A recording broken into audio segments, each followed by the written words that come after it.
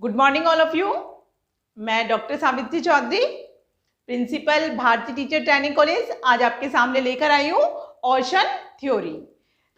इसको और क्या बोलते हैं, नॉर्मन महोदय जो हैं उन्होंने इसको, मैंने ब्लैक बोर्ड पे लिखा हुआ है सबसे पहले, the big 5 factor theory of personality.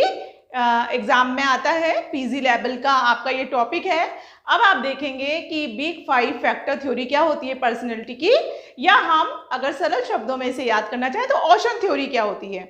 तो ओशन में स्पेलिंग देखेंगे आप, OCEAN, ओशन।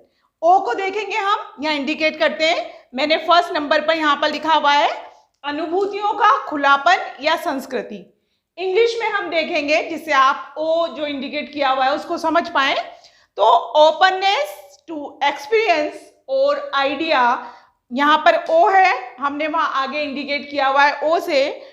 दूसरा देखेंगे क्या होता है इसमें, इस पर भी बात करेंगे। दूसरा देखिए कर्तव्यनिष्ठता और कॉन्सिस्टेंटनेस, और सी यहाँ पर लगा हुआ है।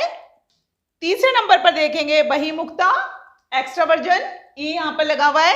फिर देखेंगे सहमति जनता, एग्रीएबलनेस, ए से इंडिकेट है, और स्नायु विकृति मतलब न्यूरोटिज्म, एन से है। अब देखिए ये जो बिग 5 थ्योरी है ये लुईस बर्ग ने दी थी, और क्या कहा था उन्होंने इस बारे में, उन्होंने कहा था कि जितनी भी बीमारियां होती हैं, जितनी भी बीमारियां होती हैं वो द्विध्रुवीय होती हैं, उनमें 2 आयाम होते हैं, 2 एस्पेक्ट होते हैं, 2 छोर वो लेकर चलती हैं, और एक व्यक्ति में एक समय में ये दोनों पाई जाती है। सबसे पहले हम बात करते हैं अनुभूतियों का खुलापन या संस्कृति की। अनुभूतियों का खुलापन और संस्कृति में एक व्यक्ति अपने आइडियाज को, विचारों को, संवेग को, भावनाओं को दिखाता है। दूसरी तरफ असंवेदनशीलता दिखाता है, क्रोध दिखाता है, आवेश दिखाता है। तो ये दोनों उसी के अंदर है। ये जो पर्सनैलिटी की थ्योरी जो हम पढ़ रहे हैं वो द्विध्रुवीय है, द्विआयामी है। दूसरा देखेंगे कर्तव्यनिष्ठा, कहीं तो वो बहुत ज्यादा जागरूक हो जाता है, सजग हो जाता है, सचेत हो जाता है, बढ़ चढ़ के हिस्सा लेता है, कहीं वो निष्क्रिय हो जाता है और दूर चला जाता है, विरक्त सा महसूस करता है। फिर देखेंगे बहिमुखता, एक्स्ट्रावर्जन, उसमें अंतर्मुखी और बहिमुखी दोनों के गुण होते हैं। बहिमुखता बढ़ चढ़ के समाज में हिस्सा लेता है। तीसरा देखेंगे आप, चौथा देखेंगे आप सहमति जन्यता, एग्रीएबलनेस, कहीं कहीं पर तो वो अपनी सहमति जताता है, खुश हो जाता है, अपनी स्वीकृति को अपनी भावनाओं से, अपने संवेग से, संकेतों से प्रकट करता है। कहीं आप अपने देखेंगे कि वो जो संवेग जो उसे क्रोध या असंवेदनशील बनाते हैं उसको भी वो इस तरह से प्रकट करता है, क्योंकि यहाँ पर नॉर्मन ने जिसे बिग 5 फैक्टर थ्योरी कहा है, या फिर हम लुईस बर्ग का चलें तो लुईस बर्ग ने उसको ओशन थ्योरी कहा है, ocean theory of the personality type.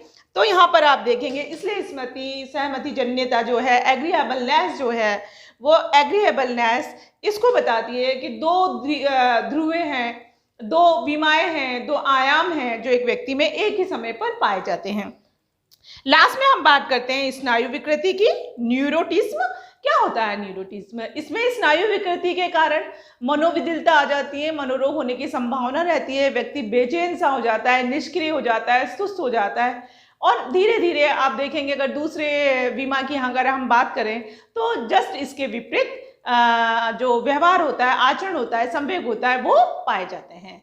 तो अब हम बात कर रहे थे कि है ना, बिग 5 फैक्टर जो थ्योरी पर्सनैलिटी की है वो ओशन थ्योरी कहलाती है, और एग्जाम के पॉइंट ऑफ व्यू से आप याद कर सकते हैं ओशन थ्योरी। Thank you.